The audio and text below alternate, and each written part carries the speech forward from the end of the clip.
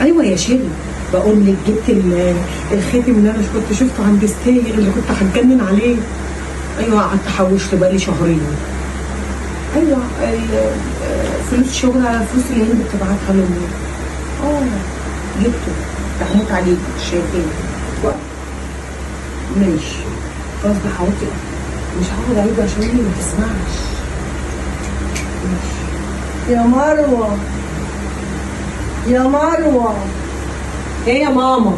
انا جعانه. نعم يا ماما. انا جعانه. ماشي يا ماما، انا هشوف لك حاجه تاكلها في الثلاجه. يا بنتي سايباني من بدري. انا جعانه يا بنتي. فينك يا هند؟ يجيبك بالسلامه يا رب. مروه، هو انت مفيش دعاء غير لهند بس؟ هي هند مين اللي خدمك ومين اللي شايلك؟ ما كلهم سايبينك، مفيش حد خدمك غيري. وبتقعدي ما بتدعيش غير لهند. اتفضلي اتفضلي، اهو. كل مهما اعمل انا اللي شايلاكي وشايله كل حاجه فيكي، وفي الاخر ما بتقعديش تدعي غير لبنتك هند وما بتعمليش غير لبنتك هند. هو ايه ده؟ سندوتش جبنه، ما بنتك بقى لها شهرين ما بتبعتش مصروف. انا تعبت من الجبنه يا بنتي، بطني وجعتني. طب ما انا باكل زيك، اللي انت بتاكليه انا باكله. انا مش قادره اكل جبنه يا مروه، مش قادره. معلش كليه مفيش غيرها، هنعمله ايه؟ طب يا مروه اعملي لي حبه شاي. مفيش سكر. كلي السندوتش ياما. هند، بسم الله الرحمن الرحيم. هند مين ياما؟ هند هند فين ياما؟ هند في الغربه. لا هند ده تلاقي بتاع الغاز ولا بتاع الكهرباء. هي هند. خدي تختارها يا ماما. هند مروه حبيبتي. مروه عامله ايه؟ امي حبيبتي. مين حبيبتي؟ حبيبتي وحشتيني وحشتيني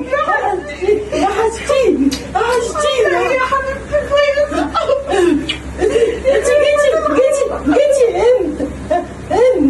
جيتي وحشتيني يا ماما، ازي حالك؟ كويسه الحمد لله سمعت صوتك. هند حبيبتي ما تعيطش ليه بقى؟ هند ما تعيطيش بالله عليك. عامله ايه؟ كويسه.